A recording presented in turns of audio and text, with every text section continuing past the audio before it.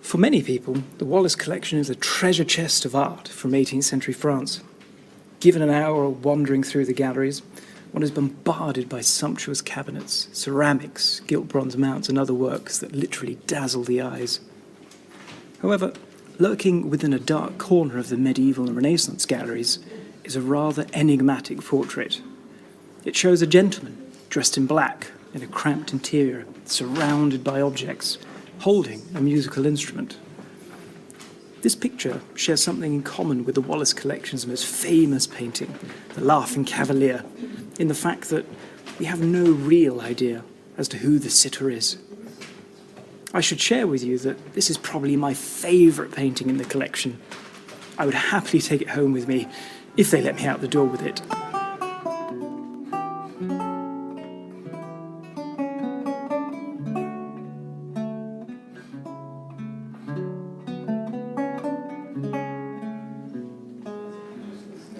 Well, from a first glance, what can we tell about it? When was it painted? How was it made? And more importantly, perhaps, who on earth was this young man? These are all interesting questions. But of course, many of the answers are found by looking closely at the painting itself. Firstly, it's quite clear that we're dealing with an oil painting that is painted onto wood itself. You can actually see the cracks in the surface, which shows us how age and time has affected the support. When dealing with a portrait, fashion and clothing can often help us work out when it might have been created. The man wears a tight-fitting doublet in sashed black cloth and sports a similarly designed hat, which all points towards this being painted during the mid-16th century. If we look towards the bottom of the frame, actually one of my favourite details is that this man is also sporting a bright red codpiece, the symbol of virulent masculinity. Although we might naturally assume that this man may have been some sort of musical servant, don't let that fool you at all. Black, of course, was the most expensive colouring for cloth during this period, as natural dyes that go into making it run very fast and fade quickly. So all of this points to a man of some wealth. In terms of the way it is painted, with the tight brushwork and solid modelling, he looks fairly similar to the elegant courtiers painted by the likes of Bronzino, perhaps, although not quite as finely detailed as his pictures.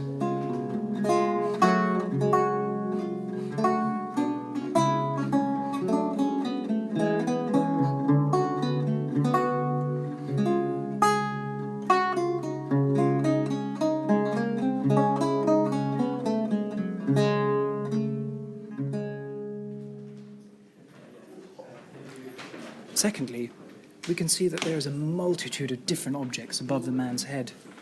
On the ledge we see some papers, some fragments of classical sculpture, and most oddly, a very bizarre-looking piece of fruit. These objects form a visual tick list of sorts, which show the learning and accomplishments of this young man. The papers, of course, show that he can read and write, and possibly undertake business matters for his family. The pieces of sculpture, which might be fragments dug almost straight out the ground, indicate his knowledge of the classical world. You sometimes see collectors in paintings holding their prize pieces with their bare hands, but of course today at the Wallace Collection all our prize pieces are behind glass, alas. However, by far the most interesting object contained within this painting, to me at least, is the musical instrument. The lute was one of the principal instruments of the 16th century, and its history and symbolism in painting provides us with a fascinating insight into what this painting might be all about.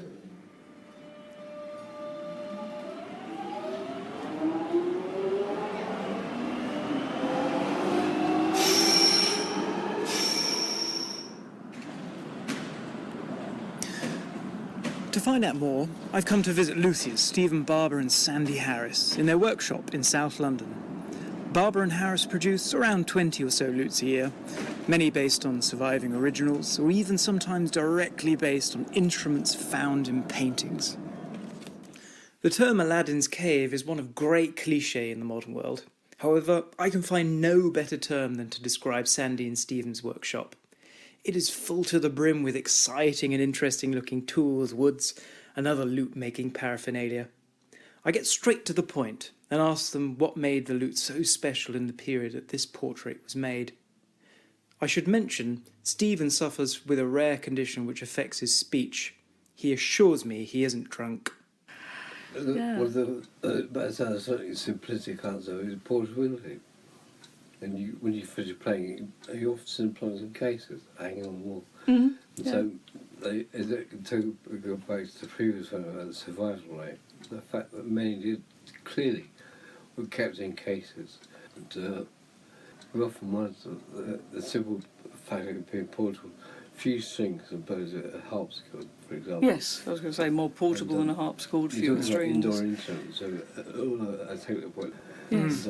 But for other more refined music, I think when you start looking at composers like Marco, like, of course, Milano, Francesco, you really see when that music is played properly, and that's interpretation. There's that sudden ability to play, you know, sort of very rich polyphonic music on, as you say, a portable instrument, an instrument that you could spend time with, alone. You probably, you could probably afford, as long as you were of a certain social standing, easily to own one yourself and so on. It was pretty a basic education. Yeah.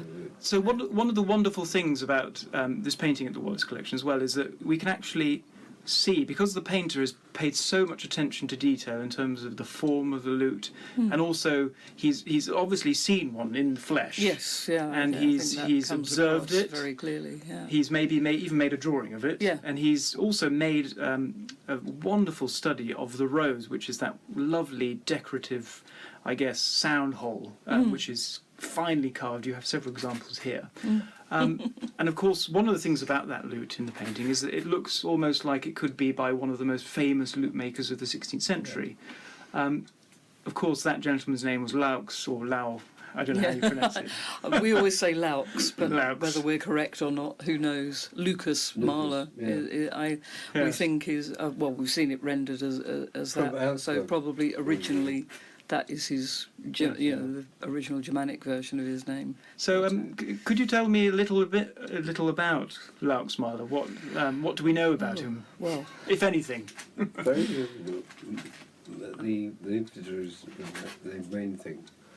We do know that towards the end of his life, he settled just outside Bologna and vineyards. Yes. And so he probably came and set the label and said that was going to make the wine. So maybe he had made his fortune, his money through his lute making, through the lute making workship, and that was his. Very carefully controlled his market as well. Yeah, and we always think of him, albeit that we know very very little about his general life and background, as he has to be the sort of Stradivarius of the lute world, and it's quite clear from Thomas Mace's Music's Monuments, published in 1676, that his instruments were very highly prized, 150, 200 years on. Yes. In exactly the same way. Yes. And were horse traded, you would almost say, and certainly where possible restored / converted to the then current so playing old setup. Lutes were transformed and into a sort of into a way that you could play contemporary music. Yes, absolutely. It is absolutely incredible to attribute the instrument in this painting to a 16th century maker, especially one as illustrious as Laux Mahler. The surviving lute that it resembles is in a museum in Paris. Stephen and Sandy recall that it was restored to a very unfortunate instrument during the 19th century. I think in its worst incarnation it had been a banjo, more or less. Yeah, my word. Certainly a guitar of sorts. I was wondering, because this painting shows this lute so brilliantly painted. I mean, if I was to go into that painting and take out that lute, what do you think it would sound like? Of course, we would say probably like one of our reconstructions of a similar lute. So we do have one here. So you could have a try. But and finally, what materials do you think the lute in this painting might have been made of? For example, which woods? Of course, we can't see the back of it. No. So you never know. It might be made out of ivory or something strange like that. You never know, yeah. But, I mean, do we know if Mahler used any, or particularly liked any specific types of woods, or... Steve? we do. I've been doing too much talking. Ash and maple. Yes. Almost one maple or 5. But certainly those very few surviving Mahler instruments, compared with the number he must have made through a lifetime, are all either ash or maple. And it just works brilliantly. So, it is finally my big chance to play one of their instruments, based on a lute by Mahler and remarkably similar to the one in the painting. Apologies for any mistakes. It was hard to adjust after playing my much larger lute at home.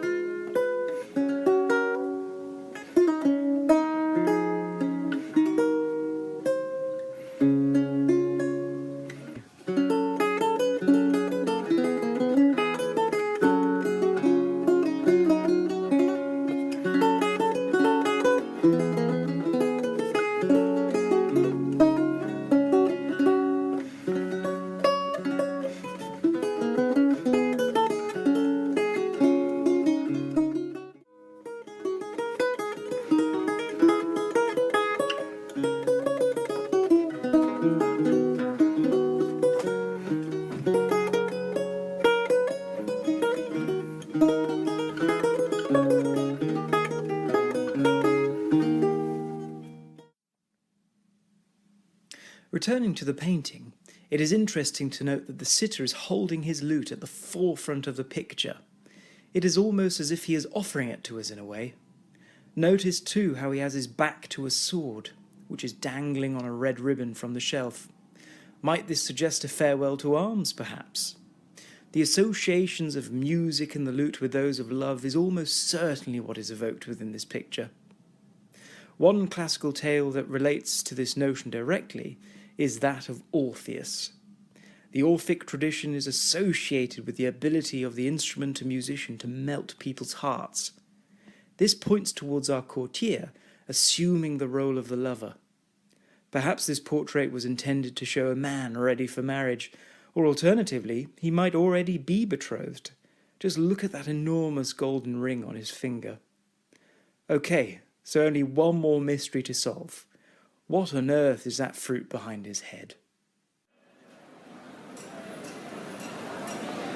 So I've come to none other than Borough Market to search for our very elusive and strange-looking fruit. And already, I should say, I've been looking around for a few minutes now, and I've not even spotted anything that looks quite like it. So, after looking around for several minutes, I've managed, I think, to track one of these elusive fruits down. So, excuse me, madam, is this the fruit that I'm looking for that's in this painting here that you have on your stall? Not quite. The fruit you're looking for is a Ponzino lemon, but this one's a Cedro lemon, and they are essentially the same thing. Oh, that's good. What should I do with this type of fruit? What's it popular with? That's a difficult question. I mean, the pip is really large, so you can use it and you can put it into sauces, onto pasta, onto the salads and stuff like that. But as far as the juice is concerned, it's not actually that nice. Right. And it's quite expensive too, isn't it? It is. One will cost you about £3.20. Okay. I think I'll take the plunge and buy it. Thank you very much. Thank you. So after hitting the books, it seems that the appearance of this Cedro might actually be a joke. It may hint at the illustrious family of the sitter, whose name may have been Cedrini. In a way, this odd fruit may be a final reminder to us that his name was, in a way, Mr. Cedro. So there we have it, a wonderful painting full of stories waiting to be unlocked. If music be the food of love, play on.